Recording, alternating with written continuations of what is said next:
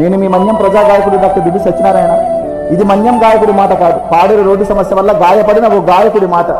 ఒక్కటైతే ఓడిపోతామా? మన సంఘాలు కానీ, రాజకీయ పార్టీ నాయకులు కానీ మీ అహంకారాలు, మీ అధికారాలు, మీ హోదాలు పక్కన పెట్టి ఒకే ఒక్క రోజు జాతి కోసం రోడ్డు మీదకి వచ్చి చూడండి, పని అయిపోద్ది.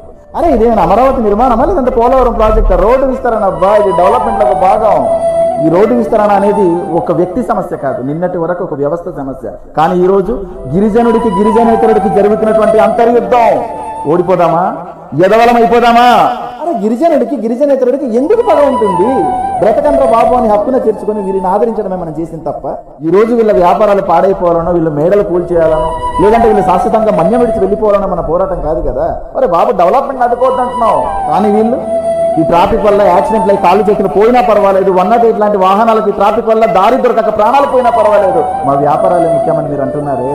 వీరు ఇంత మొండిగా ఆలోచించినప్పుడు మనం ఏం చేయాలి? ఏమి చేయలేమా? వీరి బలం, బలహీనత మన్యంలో కొనసాగుతున్నటువంటి వీరి వ్యాపార సామ్రాజ్యం. వీరిని పెంచి పోషించేది మనమే. ఒక్కసారి కన్నెర్ర చేసి గిరిజనుడు అనేవాడు గిరిజనేతరుడు షాపు కొనకూడదు అని కట్టుదిట్టమైనటువంటి ఆంక్షలు ఎవరికి వాడు పెట్టుకున్నట్లయితే నిజంగా మన్యంలో వీరు ఉండగలరా?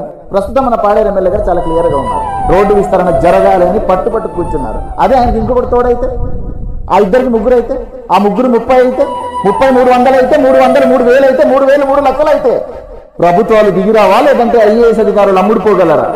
మన్యం యువత, చివరిగా ఒక్క మాట, మీ ఆలోచన విధానం రాజకీయ పార్టీల వైపు కాదు, మన సంఘాల వైపు మళ్లించండి. మనకు ఉన్నటువంటి ఏకైక ఆధారం మన సంఘాలే. వాళ్ళని జాగ్రత్తగా కాపాడుకుందాం.